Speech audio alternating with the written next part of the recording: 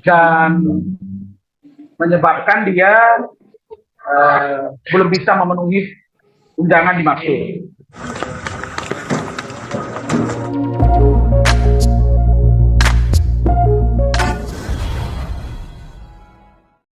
Udah bisa. Ya, saya mau tahu media apa saja.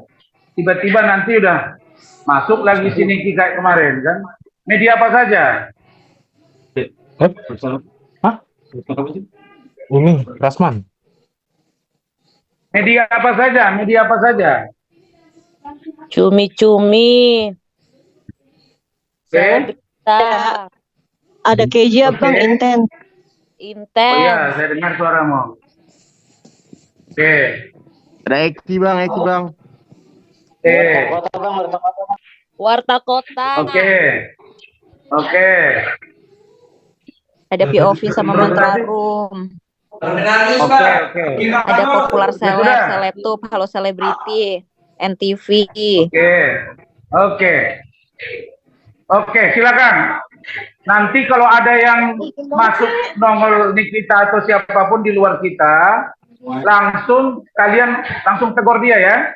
Jangan saya yang tegur. Tegur dia.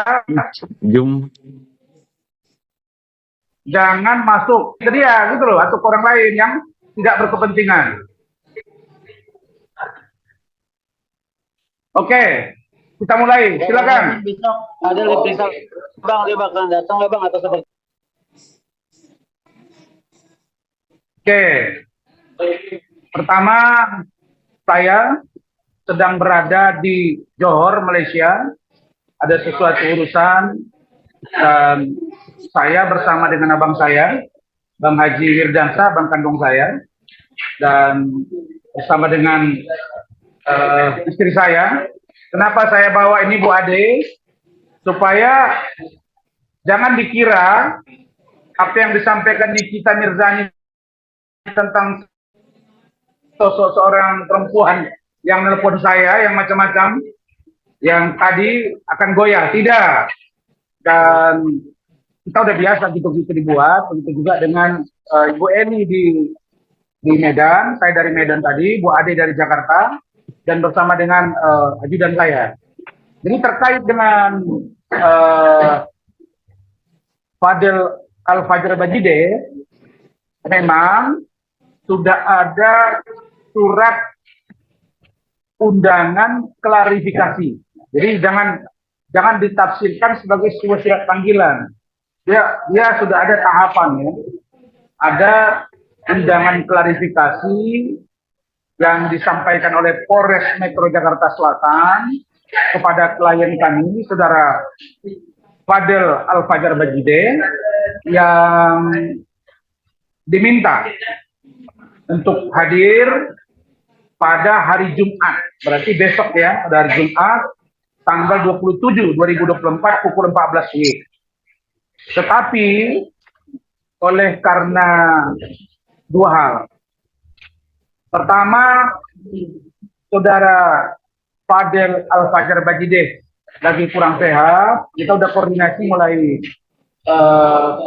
kemarin sore, dan menyebabkan dia belum bisa memenuhi undangan dimaksud.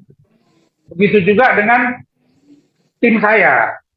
Tim saya, secara jujur saya katakan bahwa kita ingin benar-benar profesional dalam menangani perkara ini, dan saya selaku ketua tim dengan teman-teman sedang mengumpulkan barang bukti tambahan yang kami punya. Karena secara jujur saya katakan bahwa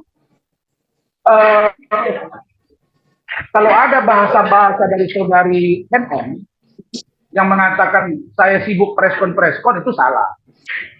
Preskon saya itu baru sekali.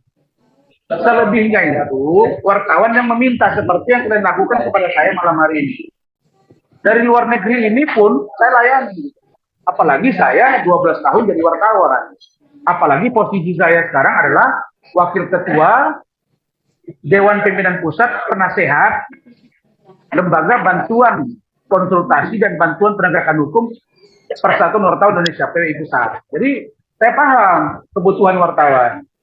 Nah, jadi yang setiap hari saya lihat itu datang ke Polres Metro Jakarta Selatan itu adalah saudari NM dan pengacaranya. Nah, jadi yang selalu cuak-cuak di media itu siapa? Kan dia. Kenapa? Jadi kenapa dia begitu? Karena kami meyakini bisa jadi barang bukti yang dia sajikan, kemudian ada dikatakan saksi-saksi yang luar biasa, ya sangat tahu ini itu kan katanya. Semuanya ada teori pembuktian. Memang kita paham keterangan saksi, tapi ingat alat bukti itu ada 5. Pertama sekali saksi, ahli, surat, kemudian petunjuk, kemudian keterangan terdakwa. Nah, untuk memastikan keterangan saksi ini harus dilihat kualifikasi saksi ini. Kualifikasi saksi harus benar-benar dia komprehensif, memahami apa sesungguhnya yang terjadi terhadap diri seorang Laura Mezani Mawardi alias Loli Fadel Al-Fajar Bagide. Jadi merujuk dari pemahaman saksi dimaksud, maka kami day to day itu pantau. Maka setelah kami bermusyawarah tadi malam, bahkan tadi jam 4 sore, tim saya masih bekerja di Jakarta untuk mengumpulkan dokumen yang kami punya. Nah, karena itu kami mempersiapkan diri untuk nanti mendampingi klien kami, Saudara Fadel, sesuai dengan surat kami yang sudah disampaikan oleh tim saya tadi, Saudara Rahmat, dan bertemu dengan Ibu Nurma, selaku Kasimat Polres Metro Jakarta Selatan, kami minta tunda kepada hari Jumat depan, tanggal 4 Oktober 2024, pukul 14 WIB. Insya Allah pada hari itu Saudara Fadel akan hadir dan kami dampingi sebagai kuasa hukum dari Fadel. Begitu.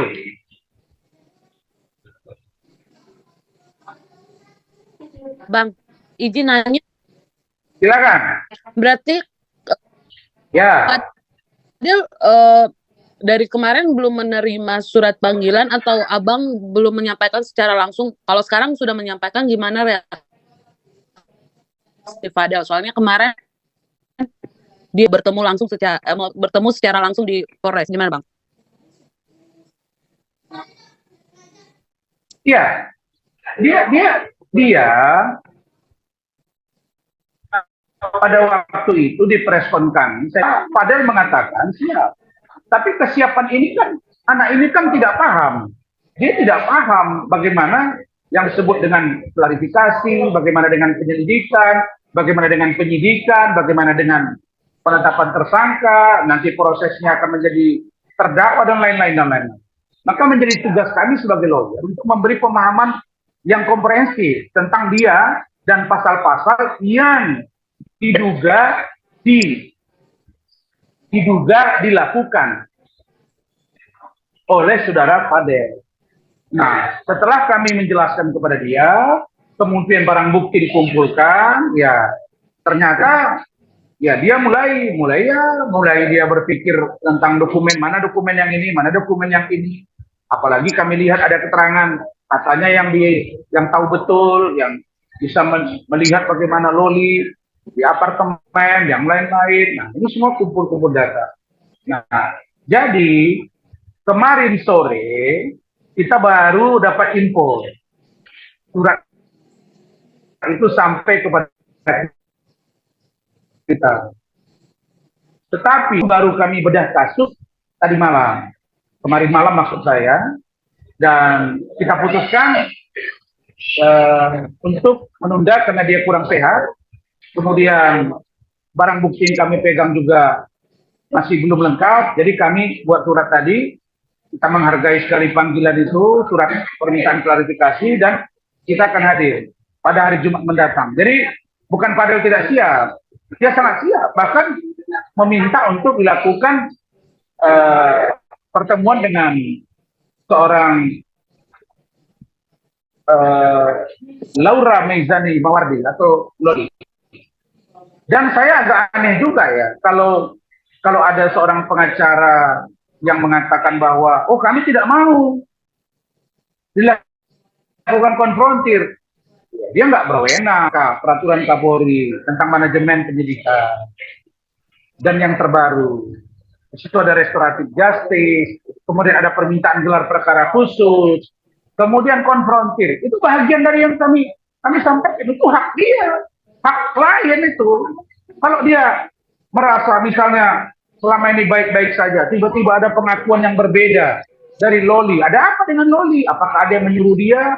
Apakah dia dibawa tekanan? Makanya kalau kami mengharapkan, ya sudah, kami tetap akan minta nanti dilakukan konfrontasi, bertemu. Dan ahli dari mereka ada, dan kami juga ada. Nggak bisa. Jadi jangan dikira datang tiap hari, kalau nanti tidak terbukti saya akan lindas atau saya ludes segala macam. Emang lu siapa ngatur-ngatur hukum di negara ini? Nggak ada. Ya, jadi nggak usah Anda belagak bahwa Anda seolah-olah saya pastikan saya akan jamin masuk penjara. Kau yang sudah masuk penjara. Kau udah pernah masuk penjara. Bahkan ada data terbaru ke saya, 12 kasus yang menimpa dari NM ada di saya. Jadi saya nggak kecut, dan saya udah beritahu bahwa di media semua dan surat kami, Pak Kapolri, Pak Wakapolri, Pak Kabar Eskrim, Pak kemudian Irwasum, Pak Kadif Propam, Arwasidik, Kapolda Metro, Kabid Propam Polda Metro, Kapolres. Kasus ini harus menjadi atensi karena masalahnya serius. Kalau ada seorang ibu ya yang kita duga membiarkan anaknya, ada seorang ibu yang sudah menyampaikan kepada publik bahwa dia tidak menganggap itu anaknya lagi, dan banyak jejak digitalnya. Ada seorang ibu yang mengatakan tidak lagi anaknya itu sudah dibuang dari kakak. Ada seorang ibu yang mengatakan tidak dapat warisan, dan dia tahu kalau anaknya itu di sana nggak ada biaya, dari mana duitnya. Maka menurut pengakuan Fadel, jadilah Loli itu di sana bekerja untuk slot-slot tertentu, dan itu sebenarnya cuma menghidupi dia. Dan itulah setelah dia pacaran dengan Fadel menasihati dia. Nah, pertanyaannya, apakah boleh anak di bawah umur pacaran? Ya kalau ada hati, nggak ada saya baca di situ. Apabila anak di bawah umur berpacaran dengan seseorang, maka dipidana. Nggak ada. Yang saya baca, kalau dilakukan satu, ya, melakukan kekerasan seksual. Nah, kalau aborsi, nggak usah anak di bawah, sudah 11 anaknya, kalau dia aborsi karena melakukan kejahatan tanpa prosedur, tanpa izin dokter, ya kena. Nah, jadi seperti itu. Jadi kami itu menjadi sangat hati-hati mengumpuli bukti. Dan saya katakan bahwa ini kasus jangan coba-coba dipaksakan gitu. Saya ada di sini, bos. Saya ada di sini, dan saya bahagian dari orang yang memperhatikan dan mendukung agar Polri benar-benar presisi. Presisi itu prediktif. Prediksinya masih jelas di kasus ini, analisanya. Responsibility, apa itu? Bertanggung jawab, transparansi, terang, jelas, dan berkeadilan, adil bagi orang yang sedang mengalami kasus itu. Apakah terlapor, apakah apakah korban. Ya, apalagi CNN itu udah saya kumpulin 4 sudah.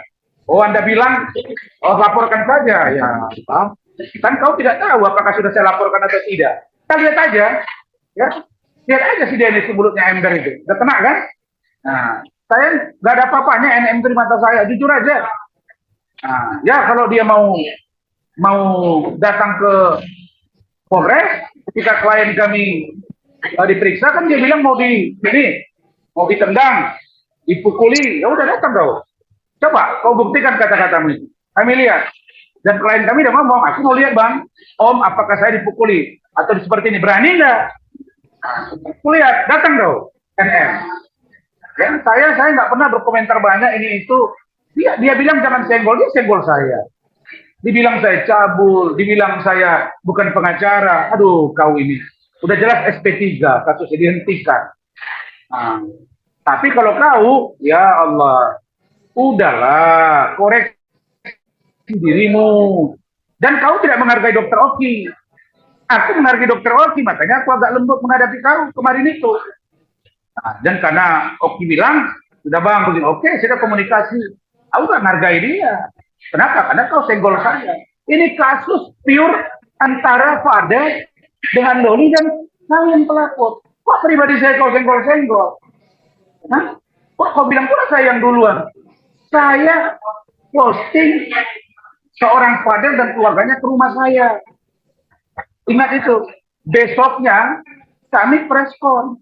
Setelah preskon, aku tuh dihajarnya melalui pernyataan dia. Ada Lemon yang berbicara. Dia kira Lemon itu tidak bisa masuk jadi unsur. Bisa. Sampai terkenal sekarang, Lemon berbicara. Jadi saya sebut aja si Lemon itu gitu. Begitu.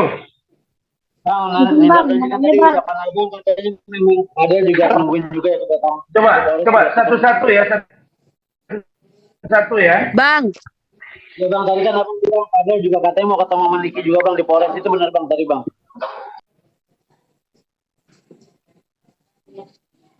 Kenapa? Ada yang Kenapa? bilang katanya Fadel juga nungguin kedatangan Niki di Polres gitu. Itu benar bang, emang Fadel bilang itu banget seperti apa bang? Kan iya. Lemon. Tadi mana? Hot lemon. Oh. Jadi itulah dia. Jadi sorry ya.